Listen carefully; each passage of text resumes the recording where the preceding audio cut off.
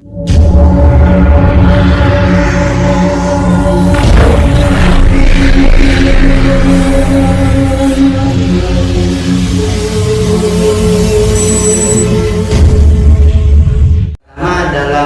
Al-Quran itu disebutkan yarfa'illahu alladhina amanu minkum walladhina utul ilma darajat, bahwasanya kedudukan ulama dalam agama Islam itu sangat tinggi, bahwa terdapat banyak hadis dan terdapat banyak ayat Al-Quran yang menjelaskan keutamaan ulama. Bahkan dalam kitab Ihya Ulumuddin, Rasulullah pernah bersabda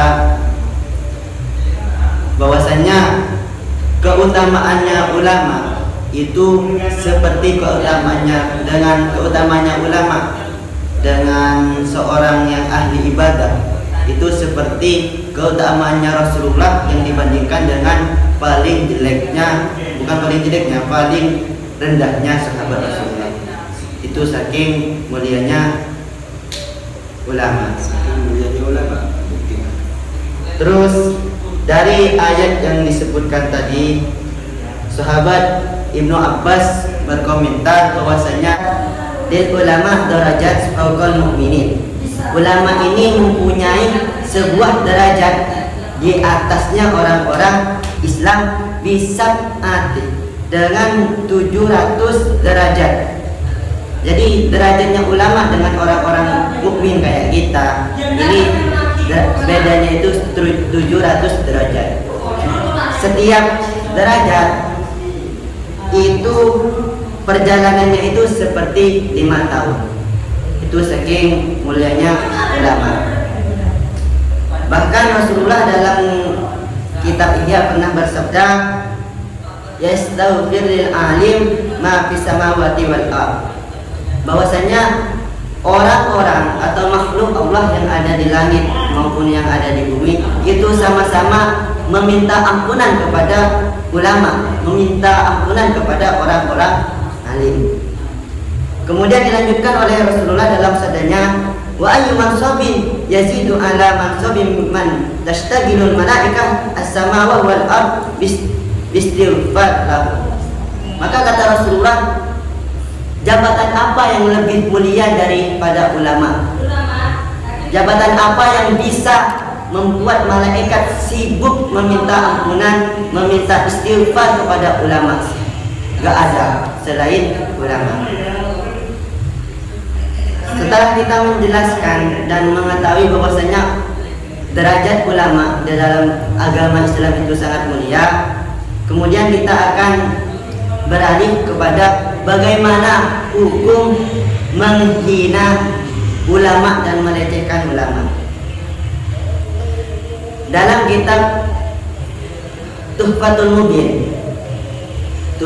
Mubin karangan syarah dari kitab Arba'in Nawawi, yaitu hadis-hadis 40 yang terpilih, itu ada sebuah hadis yang berbunyi seperti ini: man ada li waliyan fa'adantuhu bil harbi. Barang siapa yang menyakiti, barang siapa yang menghina ulama, maka saya sudah mengizinkannya untuk memerangi orang tersebut. Lantas siapa di sini yang dimaksud wali? Imam Nawawi dalam syarahnya tetap di dalam kitab Tuhfatul Mubin itu menjelaskan bahwasanya yang dimaksud al-wali di sini adalah ulama, orang-orang yang berilmu, orang-orang yang selalu mendekatkan dirinya kepada Allah Subhanahu wa taala.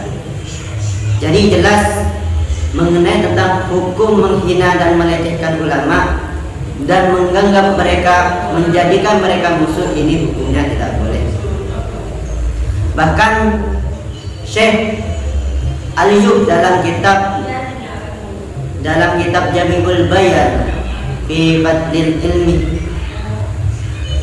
itu pernah berkata, ahabbun nas bitijlal salah satu, orang yang berhak dan orang yang harus kita hormati itu ada 3.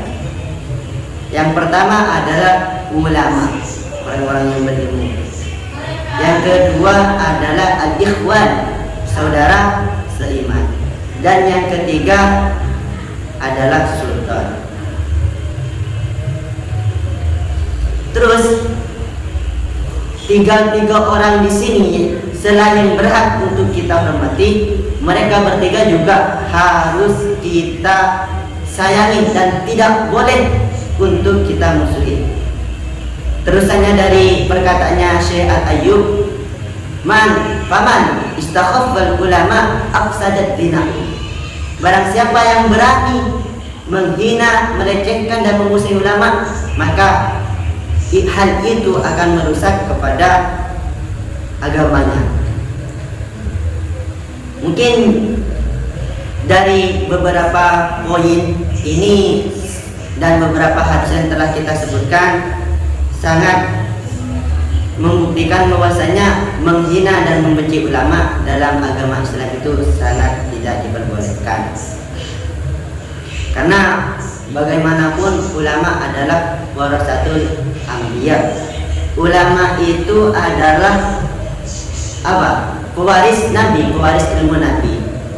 Maka dalam kitab cukup banyak dijelaskan bahwasanya seseorang yang mengambil ilmu, bahkan mengambil ilmu kepada ulama, bahkan meskipun dia tidak mempunyai niatan untuk duduk untuk mengaji bersama ulama, maka orang tersebut akan mendapatkan pahala. Dalam suatu hadis Rasulullah pernah bersabda, "Man jalasal ulama faqad jalasani." Barang siapa yang duduk bersama ulama, maka dia seperti duduk bersama. Wa man jalasani, dan barang siapa yang duduk bersamaku, maka dia masuk kepada ahli surga, atau dikatakan orang-orang yang beruntung. Jadi sekiranya jelas bahwasanya menghina ulama, membenci ulama itu hukumnya tidak boleh. Sekian dari kami. Assalamualaikum warahmatullahi wabarakatuh.